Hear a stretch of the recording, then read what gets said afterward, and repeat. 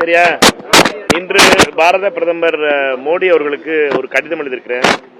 அந்த கடிதத்தினுடைய நோக்கம் என்பது, அதாவது டிஎன்டி என்று சொல்லப்படுகின்ற டீநோட்டிஃபைட் நொமாட்டிக் அண்ட் செமி நொமாட்டிக் ட்ரைப்ஸ், அதாவது நம்மளுடைய பிரமண கள்ளர்கள் போன்ற சமூகத்தை சார்ந்தவர்களுக்கு தனியாக நடக்கவிருக்கின்ற சென்சஸில் அவர்களை தனியாக எண்ண வேண்டும் என்ற கோரிக்கையை பிரதமருக்கு வைத்திருக்கிறேன். ஏனென்றால் இது பிரிட்டிஷ் காலகட்டத்தில் 1871 கிரிமினல் ட்ரைப்ஸ் ஆக்டின் படி மிக கொடுமையை சந்தித்த சமூகங்களை தனியாக எண்ணி பார்க்க வேண்டிய தருணம் வந்திருக்கிறது. அவர்களை வெறும் ஓபிசி, ஜெனரல் மற்றும் எஸ்சி கேட்டகரியோடு சேர்த்து எண்ணுவது என்பது சரியாக இருக்காது. இந்தியா முழுவதும்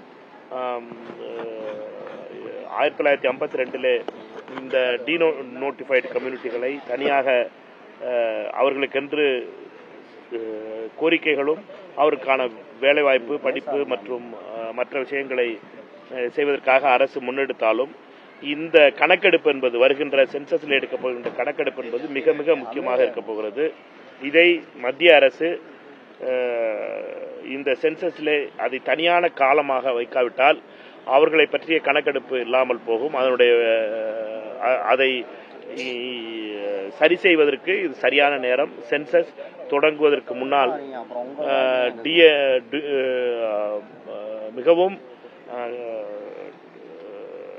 கஷ்டப்பட்ட அந்த சமூகங்களுடைய மக்களை தனியாக எண்ண வேண்டும் என்ற கோரிக்கையை பாரத பிரதமருக்கு கடிதம் மூலம் என்று தெரிவித்துக் கொள்கிறேன். இன்று இப்பதானே சென்சஸ் நடக்குது. முதல் தடவையா சென்சஸ் கவுண்ட்ல கேஸ்ட் சென்சஸ், ஜாதி அடிப்படையிலான கவுண்ட் செய்யப்படும். இரண்டாவது சென்சஸ்ல பண்ணப்படும் என்று சொல்லியிருக்கிறார்கள்.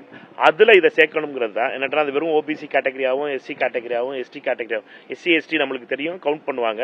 பட் ஓபிசியை கவுண்ட் பண்றதுக்காகவும் ஜென்ரலை கவுண்ட் பண்ணும் பொழுதும் இதுல செப்பரேட்டா டிஎன்டிங்கிற காலத்தை சேர்க்க வேண்டும் என்ற கோரிக்கையை பிரதமருக்கு வைத்து இன்று கடிதம் எழுதியிருக்கிறேன்.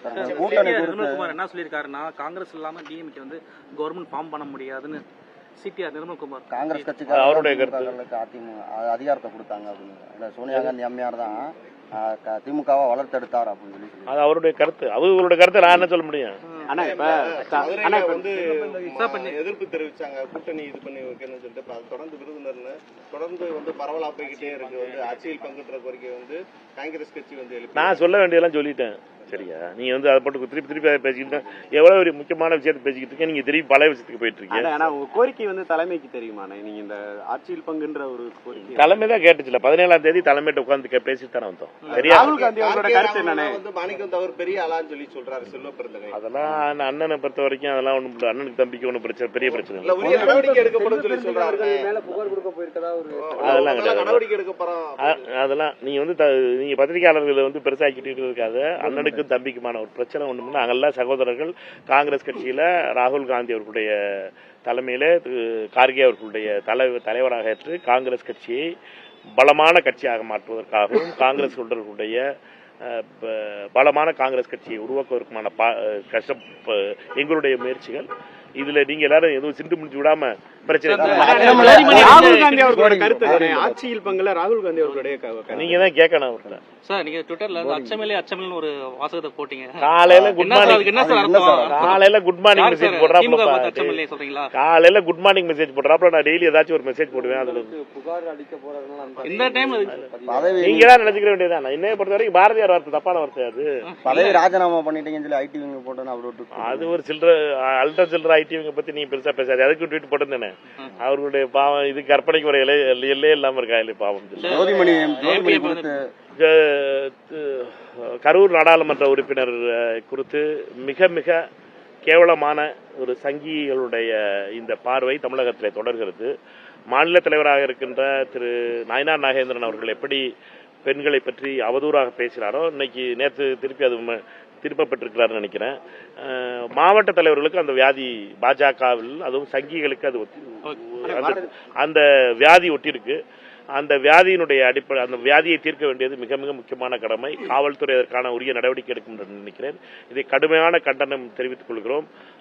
சகோதரி ஜோதிமணி அவர்களை பொறுத்தமட்டிலும் சாதாரண குடும்பத்தில் பிறந்து காங்கிரஸ் கட்சியிலே உயர்ந்து காங்கிரஸ் கட்சியினுடைய நாடாளுமன்ற உறுப்பினராக 2வது முறையாக தேர்ந்தெடுக்கப்பட்டிருக்கிறார். அவரை பற்றி இப்படி தவறான பேச்சுக்களை பேசுகின்ற பாஜக நிர்வாகிகள் மீது பாஜக தலைமை நடவடிக்கை எடுக்க வேண்டும். குறிப்பாக பிரதமர் மோடி அவர்கள் இதில் தலையிட வேண்டும். பிரதமர் மோடி அவர்களை பொறுத்தமட்டிலே பாஜகவுடைய கல்ச்சரையே மாத்திட்டார். நியூ இந்தியான்னு சொல்லி பாஜகவினுடைய நிர்வாகிகள் பெண்களை அவதூறாகவும் பெண்களை அசிங்கமா பேசுறதும் பாஜக காரர்களுக்கு கைவந்த கலையாயிப்போச்சு. பாஜக காரர்கள் மீது பாஜக RSS கல்ச்சர் ஆயிடுச்சு. இந்த கல்ச்சருக்கு முற்றுப்புள்ளி வைக்கணும். இதற்கு பிரதமர் அவர் மேல நடவடிக்கை எடுக்கணும். ரவுடி வேணுகோபால் வந்து சர்தார் வல்லபாய் பட்டேல் ரேஞ்சுக்கு வந்து காங்கிரஸ் போற்றும் நிலை வந்தது. மணிசங்கரையலுக்கு வயசாகி போச்சு.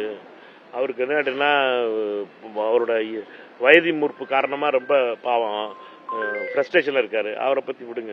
ஆனா காங்கிரஸ் கட்சி வரக்கூடிய தேர்தலை வந்து வளர்ச்சிக்காக எடுக்க போதா இல்ல வெற்றிக்காக எடுக்க போதா? காங்கிரஸ் கட்சி தமிழகத்தினுடைய நன்மைக்காக இருக்க போகுது.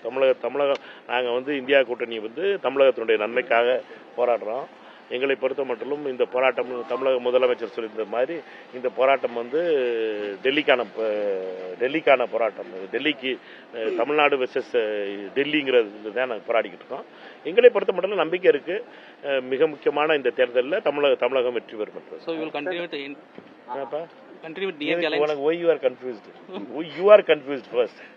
அதிகாரத்தில் பங்குன்றது மணித்தரோட கருத்து இருக்கிறதா தலைமையோட கருத்து எடுத்துக்கிறதா? சொல்ல வேண்டிய சொல்லியாச்சுப்பா. திருப்பி ஒரே பேச்சு பேசிக்கிட்டு